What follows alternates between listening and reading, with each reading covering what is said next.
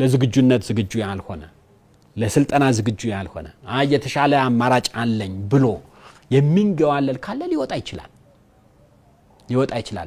ዋናው ዓላማ ግን ሰራተኛ መቀነስ ሰራተኛ ማስተካከል ማለት አይደለም የብቃት ያለውና ብቃት የሌለው ይለያል ብቃት ያለው በኦንላይን እና በካሊብሬሽን የተወሰነ ስልጠና ይሰጣል ብቃት የሌለው ለራሱ ስልጠና ተዘጋጅቶለታል ያ ብቃት የሌለው የተባለው ሁለት አይነት ስልጠና ተዘጋጀለት አንደኛው ትንሽ ክፍተት ያለበትን የሞጁላር ስልጠና ብለን እሱን አብቅተን ብቃት ወዳለው ለመውሰድ ከፍተኛ ክፍተት ያለበትን ደግሞ ሰፕሊመንታሪ ስልጠና ብለን ስልጠና ለሱ ለመስጠት ነው ያሰብነው እንጂ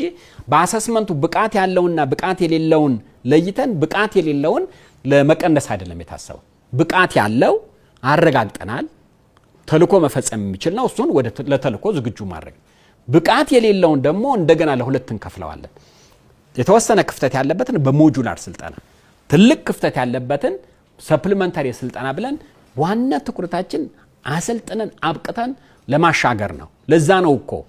ዋናው ዓላማ ሰራተኛው ማብቃት ነው እንጂ መቀነስ አይደለም ምለው ለዛ ነው ባይሆን ኖሮ ምንድነው የሚሆነ ነበር አሰስመንት ይኖራል የባህሪያዊ ምዘና ይኖራል የቴክኒክ ምዘና ይኖራል ያለፈው ይቀጥላል ያላለፈው በሙሉ ይቀነሳል ማለት ነው